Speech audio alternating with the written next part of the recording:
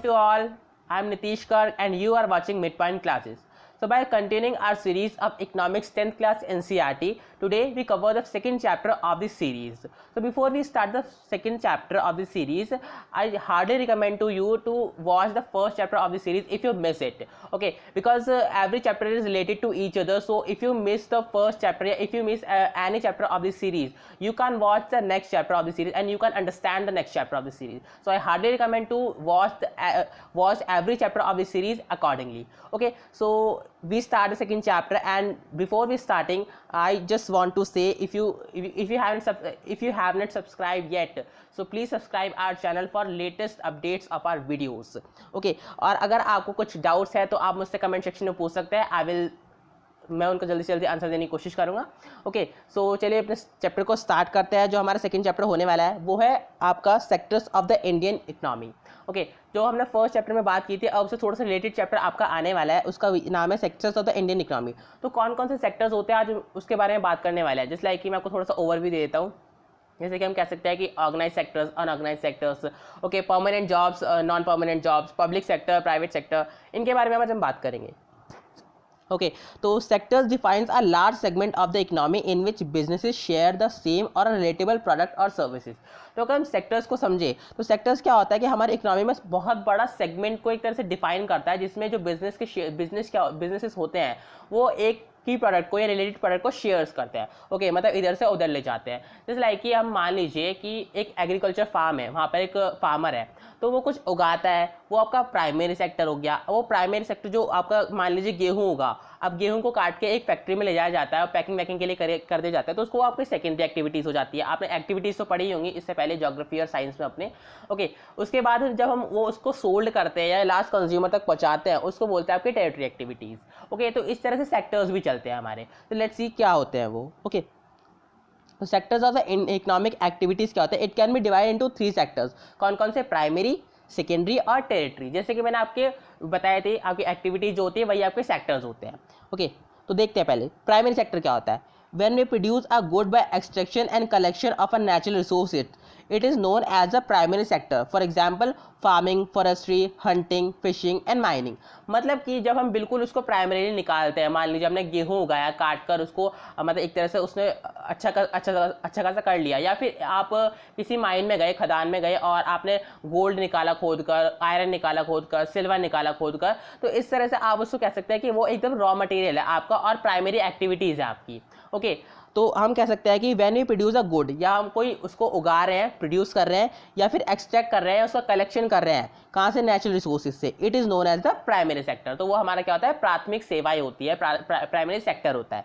Okay, तो for example farming, जैसे कि हम फार्मिंग करते हैं, फॉरेस्ट्री करते हैं, ओके, हंटिंग करते हैं. अब आप कहेंगे फॉरेस्ट्री में क्या? पेपर बनता है आपका. पेपर किससे बनता है? लकड़ियों से बनता है. तो फार्म जो आगे फॉरेस्ट्री होती है उसमें पेड़ काटे जाते हैं, तो पेड़ काटना ही आपका प्राइमरी एक्टिविटीज़ में आ जाता है आपकी.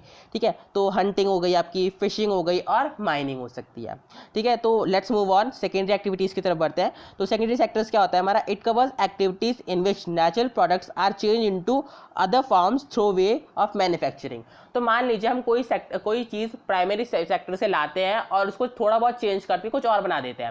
जैसे लाइक कि मान लीजिए आप गेहूं लेकर आए, अब गेहूं आपने पीसा, उसका आटा बनाया और उसको पैक कर लिया, मैन्युफैक्चरिंग की आपने वहाँ पर. ठीक है, मतलब उसको पीसा भी, अपना एक पैकेट बनाया, उस पर एडवर्टाइजमेंट करवाई और आपने उस पर अपना नेम डाल के उसमें आटा भर दिया, तो आपकी एक मैन्युफैक्चरिंग हो गई वो. ठीक है, तो इसे आप कह सकते हैं secondary activities. I hope you got it कि आप ये एग्जैक्टली हो क्या रहा है, क्योंकि आपने पहले भी पढ़ा है, आपकी 7th 8th क्लास में आपकी एक्टिविटीज़ आ चुकी हैं, तो आपको ज़्यादा प्रॉब्लम नहीं होनी चाहिए इनको समझने के लिए. ओके, तो it is the next step after the primary. तो प्राइमरी के बाद नेक्स्ट स्टेप होता है सम मैन्युफैक्चरिंग प्रोसेसेस आर रिक्वायर्ड है. तो कुछ मैन्युफैक्चरिंग प्रोसेसेस आते हैं यहाँ पर. ठीक है, मान लीजिए कोई प्राइमरी का सामान हम मैन्युफैक्चर करके कुछ चेंजेस कर देते हैं उसमें, तो हम उसको सेकेंडरी एक्टिविटीज़ बोल देते हैं. तो it is also known as called as industrial sector. तो इसको इंडस्ट्रियल सेक्टर के नाम से भी जाना जाता है. मान लीजिए आपके मल्टीपल चॉइस क्वेश्चंस आते हैं, तो आपको इसमें कोई प्रॉब्लम नहीं होने वाली है. ओके, उसके बाद फॉर एग्जांपल जैसे कि use cotton fibre from the plant, we spin yarn, weave cloth using sugar cane as raw material, we make sugar और गुड़. ठीक है, तो मतलब कॉटन फाइबर से हम कॉटन फाइबर निकाल सकते हैं प्लांट से, उसको हम क्या कर सकते हैं, उसको कपड़े बना सकते हैं, यान वगैरह बनाकर उसको कपड़े बना सकते हैं। ऐसे ही शुगर केन रॉ मटेरियल से हम शुगर बना सकते हैं, गुड़ बना सकते हैं।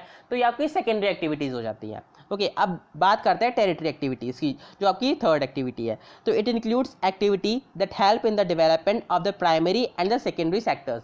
तो ये हेल्प करती है कि आपकी प्राइमरी और सेकेंडरी सेक्टर्स का जो सारा काम है उसको थोड़ा सा आगे बढ़ाने में मदद करती है। ठीक है, जहाँ पर प्राइमरी का काम खत्म होता है वहाँ से सेकेंडरी पार्ट लेती है, जहाँ पर सेकेंडरी का काम खत्म होता है और प्राइमरी का काम खत्म होता है वहाँ से पार्ट लेती है आपकी टेरिटरी। मतलब उसके आगे काम क्या करती है टेरिटरी। मतलब कि मान लीजिए आपने कोई मैन्युफैक्चर कर लिया सामान, आपको उसको कंज्यूमर तक भी तो पहुँचाना पड़ेगा। आपने मैन्युफैक्चर करके गोडाउन में रख लिया तो खराब हो जाएगा।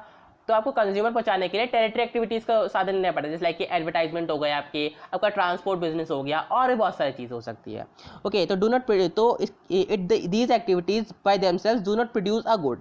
तो इन एक्टिविटीज़ में कुछ प्रोड्यूस नहीं किया जाता है, but they are an aid और support for the production process. तो ये क्या करते हैं, प्रोडक्शन प्रोसेस को सपोर्ट करती है। जैसे कि हमने कुछ बना लिया, उसको लास्ट कंज्यूमर तक पहुंचाने के लिए वो क्या करती है, सपोर्ट करती है। It is also called service sector. तो इसको हम क्या इसके नाम से जान सकते हैं, सर्विस सेक्टर के नाम से जान सकते हैं। ठीक है, तो यहाँ पर भी आप याद रख लीजिए, सेकेंडरी को इंडस्ट्रियल बोलते हैं और प्राइमरी को एग्रीकल्चर बोलते हैं और टेरिटरी को क्या बोलते हैं, आपका सर्विस सेक्टर। तो एक एक नंबर के क्वेश्चंस आपके यहाँ से भी कवर हो सकते हैं बेसिकली इन बोर्ड्स। ठीक है, तो for example teachers, doctors, washerman, barbers, cobblers, lawyers, call centres, software companies etcetera, ये सारी क्या होती है, टेरिटरी एक्टिविटीज होती है, टेरिटरी सेक्टर्स होते हैं आपके सारे। ओके, आप समझ सकते हैं कि जो अर्बनाइजेशन होता है उसमें सारा टेरिटरी सेक्टर चलता है। इस हिसाब से बहुत अच्छे समझ सकते हैं। अर्बनाइजेशन मतलब शहरों के इलाके। ओके, तो कंपेयरिंग द थ्री सेक्टर्स, अब इनको कंपेयर करते हैं।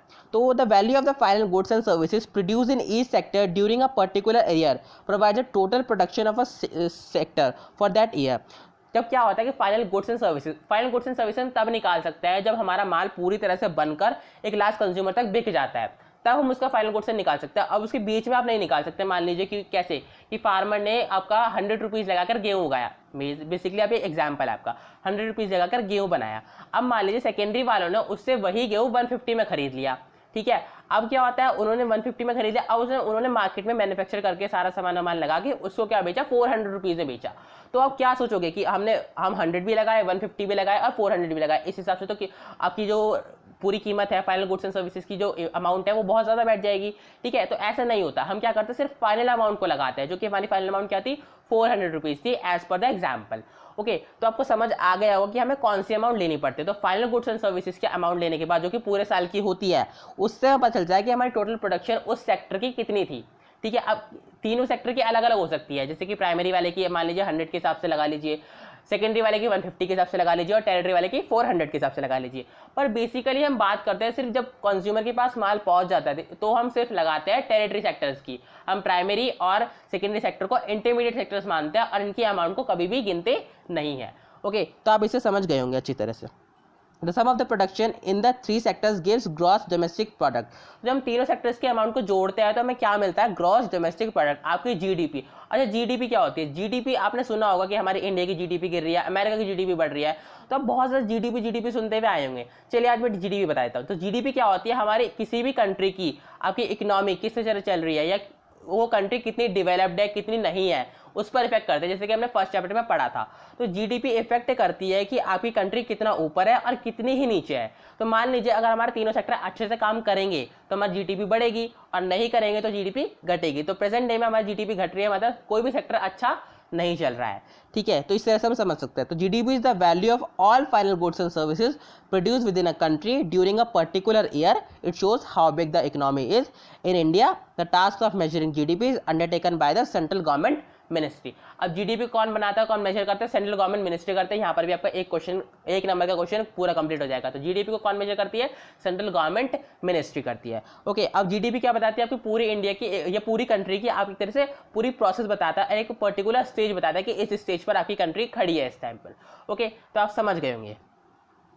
आगे बढ़ता है। अब historical changes in the sector. तो जैसे कि हम देखते हैं पुराने ज़माने में और अब के ज़माने में क्या क्या अंतर है उसकी बात करते हैं। तो कुछ चेंजेस हुए हैं हमारे सेक्टर्स में, कौन कौन से, प्राइमरी, सेकेंडरी और टेरिटरी में चेंजेस होते रहे हैं बाय द टाइम।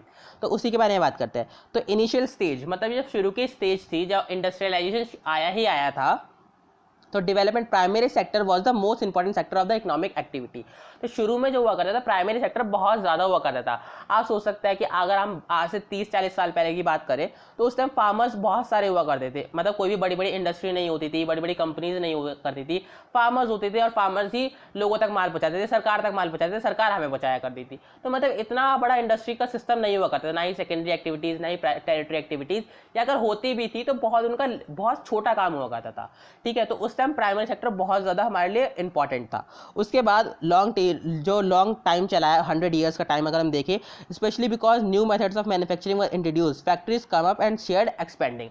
तो 100 ईयर्स में फैक्ट्रीज आई हैं, उन्होंने थोड़ा बहुत मैन्युफैक्चरिंग करना शुरू किया है, तो 100 ईयर्स में बहुत कुछ बदला। Okay, and secondary sector gradually become the most important and total production and employment. तो उसके बाद सेकेंडरी सेक्टर एम्प्लॉयमेंट में भी और टोटल प्रोडक्शन में भी आगे चला गया। कैसे कि सेकेंडरी सेक्टर वालों ने जॉब भी दी, मान लीजिए एग्रीकल्चर में चल रही है जॉब, ठीक है, उस टाइम आपके पास कोई ऑप्शन नहीं था, अब सेकेंडरी सेक्टर आया, उसमें आपको जॉब मिलना शुरू हो गया, तो सेकेंडरी सेक्टर इंपॉर्टेंट बढ़ता चला गया धीरे धीरे बाय द टाइम। ओके, तो यहाँ पर एक शिफ्ट हुआ। उसके बाद बात करते हैं इन द पास्ट 100 ईयर्स। अब पास्ट 100 ईयर्स की बात करें तो there has been a further shift from secondary to territory. अब बहुत बड़ा शिफ्ट क्या हुआ है कि सेकेंडरी से लोग टेरिटरी में आ गए हैं। किस तरह से आ गए हैं, क्योंकि टेरिटरी सेक्टर जो हो चुका है वो बहुत ज़्यादा इंपॉर्टेंट हो चुका है। आपका बेसिकली जो प्राइमरी सेकेंडरी का मिलाकर हो रहा है उससे ज़्यादा ही टेरिटरी में बैठ जाता है। ओके, कैसे कि secondary sector the service sector has become the most important terms of total production. तो टोटल प्रोडक्शन मतलब जितनी टोटल प्रोडक्शन कर रहा है, फाइनल गुड्स और कंज्यूमर को पहुँचा रहा है, तो उसमें सबसे आगे टेरिटरी सेक्टर है। हम इसको कैसे समझ सकते हैं कि पहले जो आपका एग्रीकल्चर सेक्टर हुआ करता था उसमें पूरी फैमिली काम कर रही, क्योंकि उनके पास कोई ऑप्शन नहीं था। आज बहुत सारी जॉब है, मान लीजिए आप एक खेत को जोतने के लिए 1 पर्सन भी इनफ है और 5 पर्सन भी इनफ है, ठीक है, और एक इंसान भी उस खेत को जोत सकता है। बस क्या होता है एग्रीकल्चर सेक्टर में 5-5 लोग लग जाते हैं, ठीक है, जिससे कि अंडर एम्प्लॉयमेंट बहुत ज़्यादा फैल जाता है, ठीक है, प्राइमरी सेक्टर में। और बात करें सेकेंडरी और टेरिटरी सेक्टर्स की, तो वहाँ पर ऐसा कुछ नहीं होता, वहाँ पर अपने काम की एक इंसान की वैल्यू होती है उस काम के लिए, तो जो काम स्पेसिफाइड होता है उस पर्सन के लिए वो वही करता है, उसमें उसके लिए कोई 2 या 3 पर्सन या कोई पूरी लेबर नहीं उसके लिए लगाई जाती है। तो आप समझ सकते हैं कि वहाँ पर सेकेंडरी और टेरिटरी सेक्टर में काम की वैल्यू है और प्राइमरी सेक्टर में काम की वैल्यू नहीं है। तो इस तरह से टेरिटरी सेक्टर बहुत ज़्यादा आगे बढ़ चुका है, प्राइमरी सेकेंडरी सेक्टर बहुत ज़्यादा पीछे छूट चुके हैं, खासकर प्राइमरी सेक्टर। ओके, आगे बढ़ते हैं। So rising importance of a tertiary sector in production. अब आपके लिए क्वेश्चन है जो आपके बहुत ज़्यादा बोर्ड में आ जाता है, आपसे पूछ लिया जाता है, वो क्या है कि why is the territory sector becoming so important in India. तो इंडिया में टेरिटरी सेक्टर की इंपॉर्टेंस इतनी कैसे बढ़ गई, आपको इसका आंसर देना होता है और मोस्टली आपका क्वेश्चन आ जाता है, ठीक है, तो आपको इसमें ज़्यादा सोचने की जरूरत नहीं है, मैं इसका आपको आंसर बताने वाला हूँ और आपको कुछ रीजन ही फॉलो करने हैं और कुछ रीजन से लिख कर आने वहाँ पर कि क्यों इंपॉर्टेंस बढ़ जाती है। तो वो रीजन से आपको बताता हूँ, आप अच्छे से देखिए इस चीज़ को। Okay, services such as hospitals, education institution, post and telegraph services, police station, court, villages administrative offices, municipal corporation, defense, transport, banks, insurance companies, etc. are considered as basic services and are necessary for all people। तो आज के समय में हमारी बहुत सारे services है, जैसे कि हॉस्पिटल हो गई, आपकी एजुकेशन इंस्टीट्यूशन हो गए, आपके पुलिस हो गई, पोस्ट हो गई, विलेज एडमिनिस्ट्रेटिव ऑफिस हो गए, म्यूनसिपल कॉर्पोरेशन हो गए, हमारी बेसिक लाइफ में आज बहुत ज़्यादा ज़रूरी हो चुके हैं, हमारी बेसिक नीड बन चुके हैं। इसी वजह से टेरिटरी सेक्टर आगे बढ़ता चला जा रहा है, ठीक है। तो आगे देखते हैं और भी कुछ रीजन उसके हो सकते हैं क्या। The development of agriculture and industry leads to the development of services such as transport, trade and storage etcetera. अब मान लीजिए आप एग्रीकल्चर कर रहे हैं, आपने पूरे साल का गेहूं उगा कर रख लिया, पूरे साल का चावल उगा के रख लिया, अब आप उसको कहीं अच्छी जगह नहीं रखेंगे, उसको स्टोर नहीं करेंगे तो वो तो खराब हो जाएगा, या फिर आपको उसको लोगों को पहुंचाने के लिए आपको ट्रांसपोर्ट की ज़रूरत पड़ेगी, ठीक है, आपको बेचने के लिए ट्रेड की ज़रूरत पड़ेगी। तो वही तो आपका काम आपका टेरिटरी सेक्टर करता है। टेरिटरी सेक्टर क्या करता है, transport services, trade services, storage services, यही तो आपका लगाता है। तो प्राइमरी सेक्टर को भी बेसिक नीड है किसकी, टेरिटरी सेक्टर्स की, इसलिए टेरिटरी सेक्टर आज बहुत ज़्यादा इंपॉर्टेंट बन चुका है। ओके, चलिए बढ़ते हैं नेक्स्ट रीजन की तरफ। With the rise of the income of people they store demanding more services like eating out, tourism, shopping, private hospitals, private schools, professional training etcetera. तो जैसे जैसे लोगों की आजकल इनकम बननी शुरू हो गई है, बढ़नी शुरू हो गई है, तो उनकी कुछ डिमांड भी बढ़ने शुरू हो गई कि उनको ये करना है, जैसे लाइक कि उनको घूमने जाना है, उनको बहुत अच्छा अच्छा खाना खाना है, मतलब एक तरह से आप कह सकते हैं चाइनीज़ फूड या फास्ट फूड वगैरह वगैरह, एंड शॉपिंग करनी है, प्राइवेट हॉस्पिटल्स में उनको इलाज कराना है, प्राइवेट स्कूल्स में पढ़ना है, प्राइवेट इंस्टीट्यूशंस में उनको ट्रेनिंग लेनी है। तो उसके लिए भी तो आपका प्राइवेट टेरिटरी सेक्टर ही जिम्मेदार होगा, टेरिटरी सेक्टर ही तो सब काम करता है। तो आप देख सकते हैं कि यहाँ पर भी हमारे टेरिटरी सेक्टर की वैल्यू जो बढ़ाई है वो हमने बढ़ाई है। ओके, उसके बाद बात करते हैं फोर्थ रीजन की। तो over the past decade certain new services based on information and communication technology have become important and essential. तो जो पास्ट डिकेड था हमारा, मतलब जो पिछले 10 साल थे, उसमें कुछ न्यू सर्विसेज जो थी इंफॉर्मेशन की, कम्युनिकेशन की, टेक्नोलॉजी जो आ गई आज की, तो वो बहुत ज़्यादा इंपॉर्टेंट बन गए। इसी वजह से टेरिटरी सेक्टर आपका ग्रो कर गया। तो ये कुछ रीजंस थे जिससे कि टेरिटरी सेक्टर आपका ग्रो कर गया और उसकी इंपॉर्टेंस हमारे इंडिया में बहुत ज़्यादा बढ़ गई। मतलब कि आपका प्राइमरी और सेकेंडरी सेक्टर्स भी टेरिटरी सेक्टर पर डिपेंड हो गए एक तरफ, और हमारी लाइफ भी पूरी तरह से टेरिटरी सेक्टर पर डिपेंड हो गई। तो आप समझ सकते हैं कि टेरिटरी सेक्टर हमारी लाइफ में कितना ज़्यादा इंपॉर्टेंट हो गया है। ओके, तो आपको इसका आंसर मिल गया होगा, और आप इसको आंसर ऐसी कैसी लिख के आएंगे तो आपको उस पर फुल मार्क्स मिलने वाला है, ये मेरी गारंटी है। ओके, तो बात करते हैं नेक्स्ट टॉपिक की तरफ। तो where are most of the people employed. अब बात करते हैं कि अब जो लोग हैं वो कहाँ पर है, किस सेक्टर में सबसे ज़्यादा एम्प्लॉयड है, मतलब कहाँ पर सबसे ज़्यादा जॉब है आज के टाइम में। तो more than half of the workers in a country are working in the primary sector. तो हमारे प्राइमरी सेक्टर में, जैसे हम एग्रीकल्चर सेक्टर ही बोलते हैं, उसमें हाफ ऑफ द पॉपुलेशन, अगर मान लीजिए हमारी जो है 130 करोड़ है, तो उसमें से आप कह सकते हैं 75 करोड़ पीपल आज भी एग्रीकल्चर करती है। तो आप सोच सकते हैं कितना बड़ा हिस्सा हमारी कंट्री का आज भी एग्रीकल्चर में इन्वॉल्व है। ठीक है, producing only a quarter of the GDP. पर एक प्रॉब्लम आ गई यहाँ पर, जीडीपी का वो 1/4 पार्ट ही प्रोड्यूस कर पाते हैं, मतलब हमारे जीडीपी को बढ़ाने में उनका सिर्फ कितना पार्ट है, 1/4 पार्ट है। मतलब कि 3/4 पार्ट जो आपका बचा हुआ है वो किस पर गया। तो आप समझ सकते हैं कि अगर 75 करोड़ पीपल एग्रीकल्चर में लगे हुए हैं, फिर भी वो 1/4 पार्ट प्रोड्यूस कर पा रहे हैं, तो कुछ ना कुछ प्रॉब्लम है प्राइमरी सेक्टर में।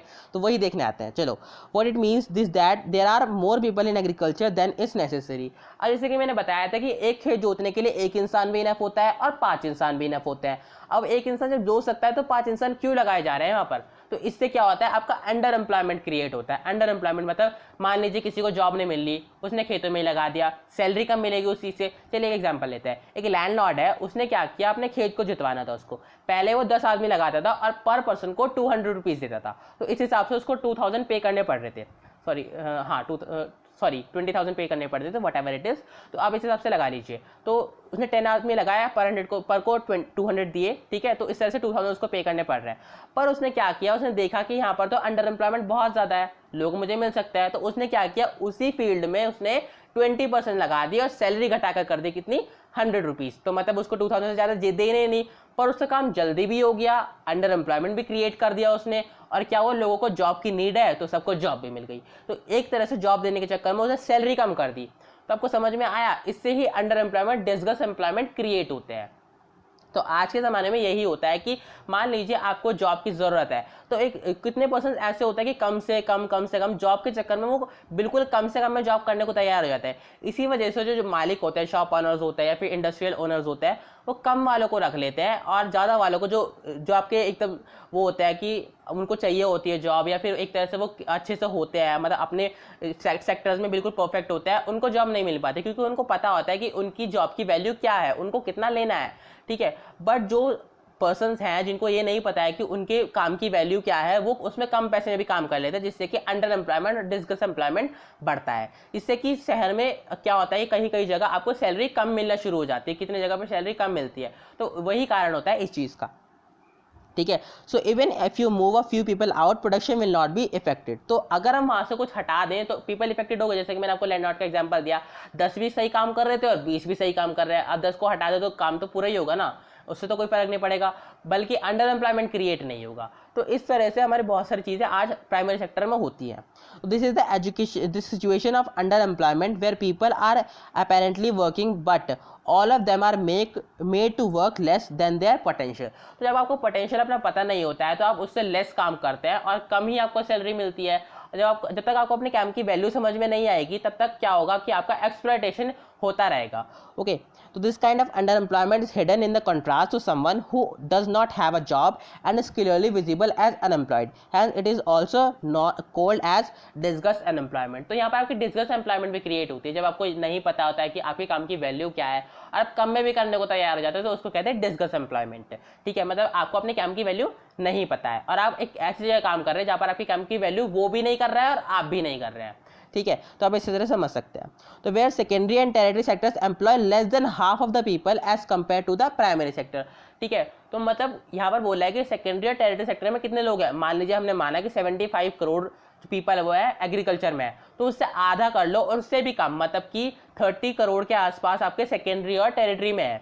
और क्या करते हैं वो 4/5 जीडीपी का प्रोड्यूस करता है। तो यहाँ पर कितना अच्छा हो रहा है, मतलब यहाँ पर लोगों को अपने काम की वैल्यू पता है। मान लीजिए कोई मार्केटिंग इंजीनियर है, ठीक है, अब उसको पता है कि ये जो मेरा काम है ये मेरे सिवा मार्केटिंग इंजीनियर जो कि इसके पास अच्छा एक्सपीरियंस होगा वही कर सकता है। ठीक है, वो उनमें से वो कितने होंगे, वो 2-4 होंगे। ठीक है, तो मतलब मुझे मेरे काम की वैल्यू पता है, अब मैं इससे कम सैलरी नहीं लूंगा, वरना मैं कंपनी में स्ट्राइक कर दूंगा, वरना मैं जॉब से लीव आउट कर दूंगा और उसे मुझे बुलाना पड़ेगा क्योंकि मुझे पता है मेरे काम की वैल्यू क्या है। तो अब इसे समझ सकते हैं कि प्राइमरी सेक्टर में क्या गड़बड़ है और सेकेंडरी और टेरिटरी सेक्टर में क्या गड़बड़ है।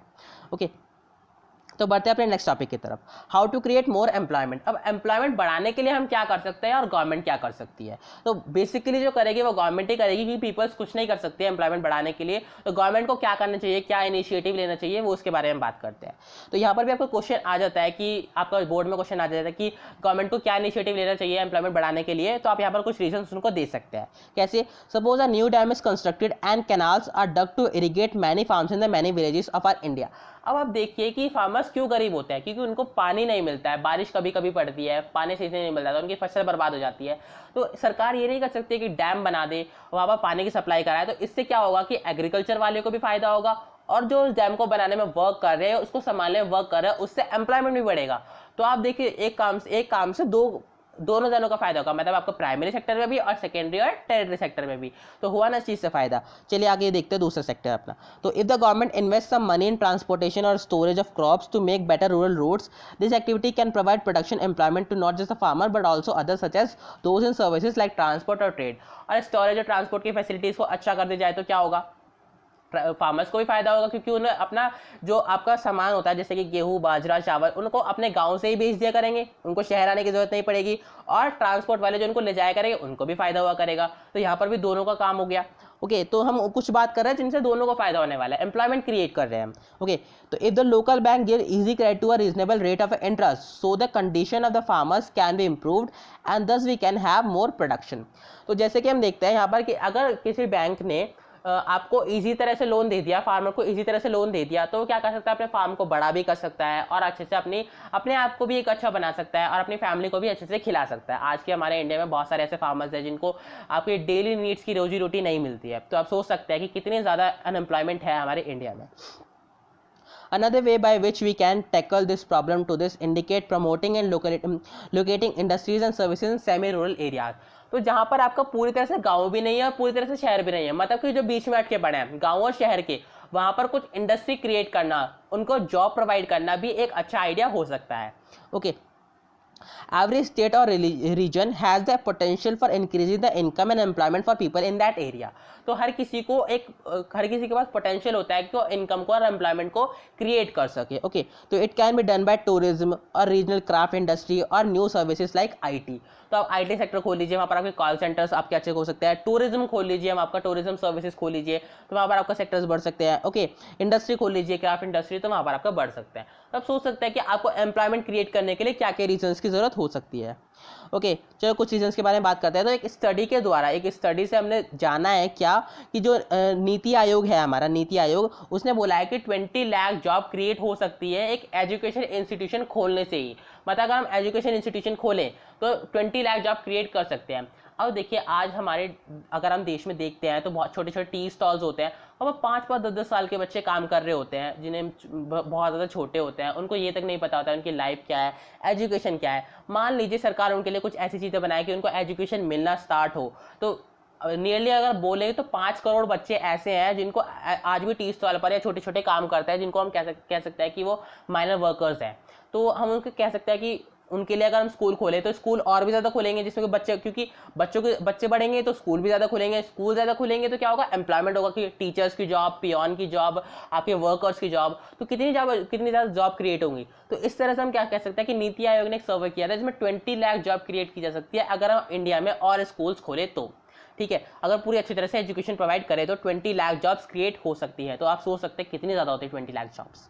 ओके, तो the central government in India, अब सेंट्रल गवर्नमेंट जो है हमारा, जो सेंट्रल गवर्नमेंट इंडिया है, उसने क्या है कि एक लॉ बनाया 2005 में। वो क्या लॉ था, वो 625 डिस्ट्रिक्ट के थे, मतलब 625 जिलों के लिए एक वो क्या बनाया था, लॉ बनाया था। उसको क्या गया, Mahatma Gandhi national employment guarantee act, जिसे हम शॉर्ट में बोलते हैं मनरेगा। तो मनरेगा के बारे में आपसे शॉर्ट पूरी पूछ ली जाती है कि मनरेगा क्या था और मनरेगा में क्या किया जाता है। तो आपका इस पर भी बोर्ड में क्वेश्चन आता है, तो डोंट फॉरगेट, आप इसको अच्छे से करिए, अच्छे से कवर कीजिए। और अगर आप यूपीएससी या फिर कॉम्पिटेटिव एग्जाम की तैयारी कर रहे हैं तो भी आप इसको अच्छे से पढ़िए।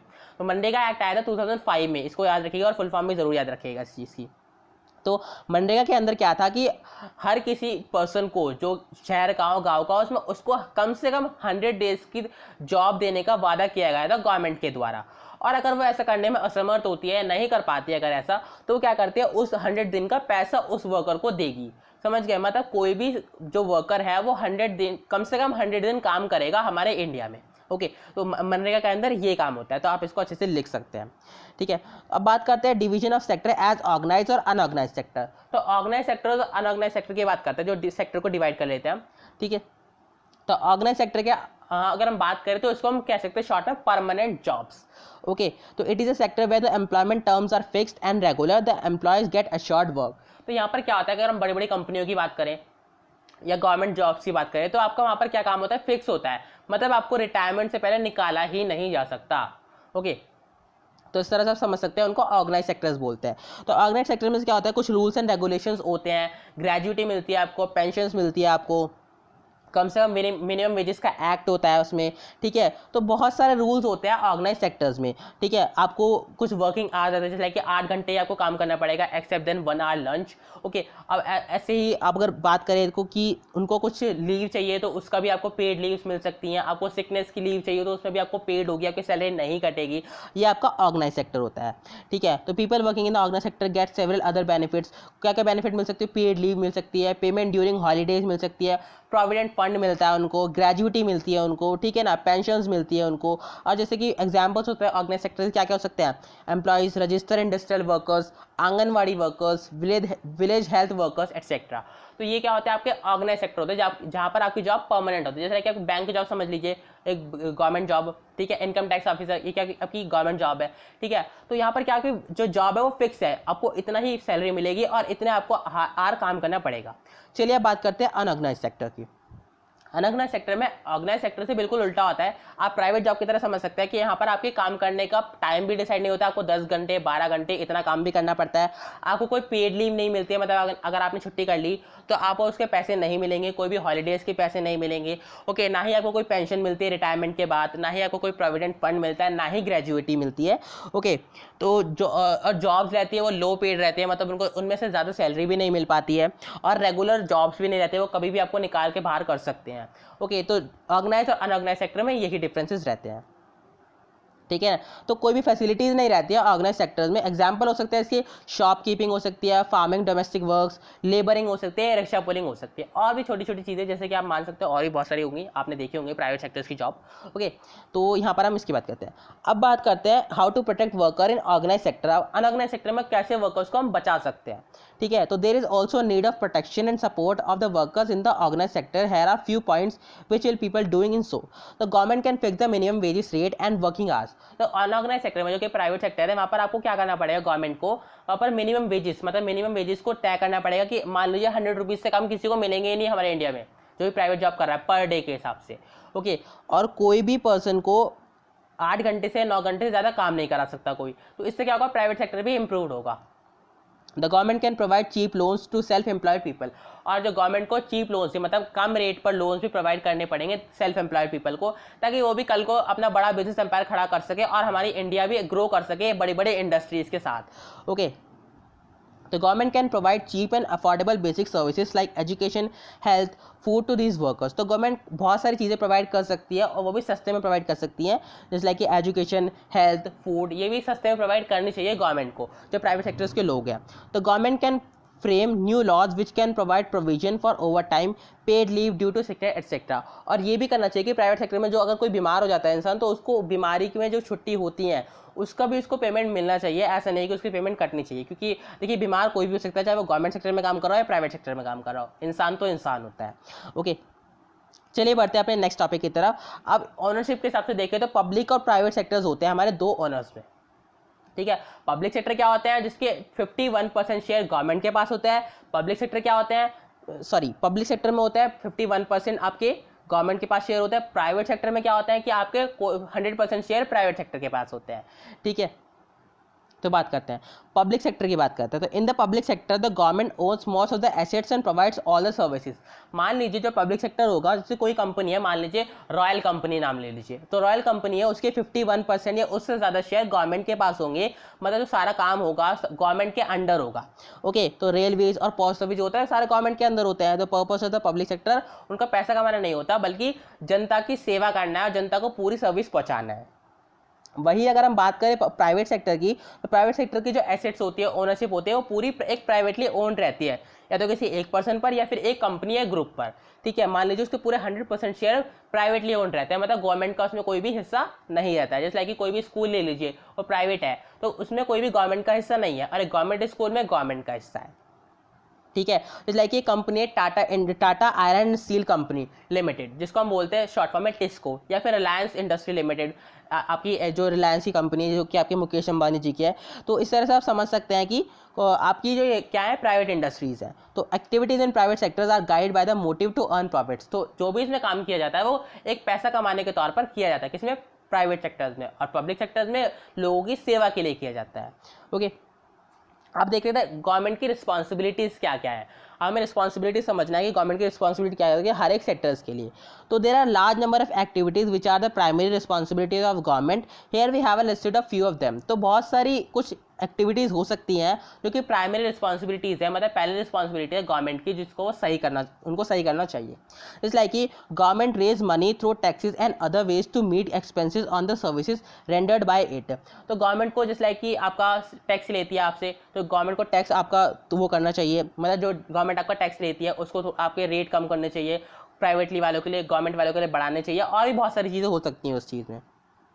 The government have to undertake heavy spending such as the construction of roads, bridges, railway, harbors, generating electricities, providing irrigation through dams, etc. तो गवर्नमेंट को बहुत ज़्यादा पैसा खर्च करना पड़ता है डैम बनाने के लिए, या बहुत सारी चीज़ें बनाने के लिए, जो जो आपकी रोड होती हैं. ठीक है, रेलवेज होती हैं, हार्बर्स होते हैं, जनरेटिंग इलेक्ट्रिसिटी. तो बहुत ज़्यादा पैसा खर्च करना पड़ता है. तो also it has to ensure that these facilities are available for everyone. और उनको ये भी देखना पड़ता है कि ये सारी फैसिलिटीज़ जो है वो सबके लिए अवेलेबल है या नहीं है. तो गवर्नमेंट को बहुत सारे काम करने पड़ते हैं. जो यहाँ पर रिस्पॉन्सिबिलिटी जो है गवर्नमेंट की, वो हम देख रहे हैं. तो there are some activities which the government has to support to encourage the private sector to continue their production और businesses. तो कुछ ऐसी एक्टिविटीज़ भी होती हैं जहाँ पर आपको प्राइवेट सेक्टर को भी इनकरेज करना पड़ता है कि आप ये चीज़ बना लीजिए और हम आपको सपोर्ट कर रहे हैं. तो गवर्नमेंट को ये काम भी करना पड़ता है कि वो अपना प्राइवेट सेक्टर भी या प्राइवेटाइजेशन को भी बढ़ावा दे. ठीक है, तो गवर्नमेंट के ऊपर भी एक काम नहीं है, उसके ऊपर भी बहुत सारे काम होते हैं. तो the government in India buys wheat and rice for the farmers at a fair price. अब गवर्नमेंट का सबसे अच्छा काम क्या होता है कि जो फार्मर्स से क्या करते हैं, वो अच्छे प्राइस में फार्मर से खरीदती है. और जैसे मान लीजिए फार्मर उन्होंने 15 रुपीज़ के.जी. आपका व्हीट और राइस खरीदा और लोगों को दिया 2 रुपीज़ के.जी. में. तो इससे क्या होगा, फार्मर भी खुश होगा और जो आपकी जनता है वो भी खुश होगी. तो इसमें बीच में कौन फंसता है, गवर्नमेंट फंसती है. तो आप गवर्नमेंट को दोष नहीं दे सकते कि गवर्नमेंट सही से काम नहीं करती. गवर्नमेंट अपने हिसाब से काफ़ी कुछ करती है. ओके, तो running proper schools and providing quality education, health and education facilities for all are some of the duties of the government. तो उनकी और कैसे हो सकती है कि सब किसी को अच्छी हेल्थ मिले, अच्छी एजुकेशन मिले. ठीक है, सारी क्वालिटी फैसिलिटीज़ मिले. तो ये भी एक गवर्नमेंट की रिस्पॉन्सिबिलिटी हो सकती है. ओके तो 6 पॉइंट है हमारा, government also needs to pay attention to expect of human development. अब ह्यूमन डेवलपमेंट के ऊपर भी गवर्नमेंट को थोड़ा सा ध्यान देना चाहिए, जैसे लाइक कि सेफ ड्रिंकिंग वाटर, साफ सफाई वगैरह, हाउसिंग फैसिलिटीज़ की हाउसिंग में कैसे कैसे रह रहे हैं, मतलब जब पे आपको मुंबई में सबसे बड़ा स्लम बना हुआ है तो उस पर थोड़ा सा ध्यान देना चाहिए। Okay poor and food nutrition, taking care of the poorest, गरीबों का ध्यान रखना, ओके उनके खाने वाने का ध्यान रखना, ignored region of the country, और हर एक अच्छे को हर एक रीजन को अच्छा बनाना। ठीक है, तो गवर्नमेंट के ये बहुत सारे काम होते हैं। सो इस वीडियो में हमने देखा कि हम क्या क्या कर सकते हैं और बहुत सारी रिस्पॉन्सिबिलिटीज़ देखी गवर्नमेंट की, बहुत सारे सेक्टर्स देखे हमने गवर्नमेंट के, और कुछ मेजरमेंट्स भी देखे कि हम क्या क्या कर सकते हैं। ठीक है, तो अगर आपको ये वीडियो पसंद आए तो आप इसको लाइक कीजिए, शेयर कीजिए, कमेंट कीजिए, and don't forget to subscribe our channel, because अगर चैनल सब्सक्राइब नहीं करेंगे तो आपको लेटेस्ट वीडियोज़ नहीं मिलेंगी। और गाइस इसमें हम्बल रिक्वेस्ट कि एक एक वीडियो को बनाने में बहुत ज़्यादा टाइम लगता है, तो आप चैनल को ज़रूर सब्सक्राइब कर दीजिए। एंड हाँ, आप हमारे इंस्टाग्राम पेज को भी फॉलो कर सकते हैं @midpointclasses, और हमारा फेसबुक पेज भी लाइक कर सकते हैं @midpointclasses। तो आप हमें ऐसे ही सपोर्ट करते रहिए, हम भी आपके जल्दी और अच्छी इंटरेस्टिंग वीडियोस लाते रहेंगे। Keep learning, keep supporting, thank you so much.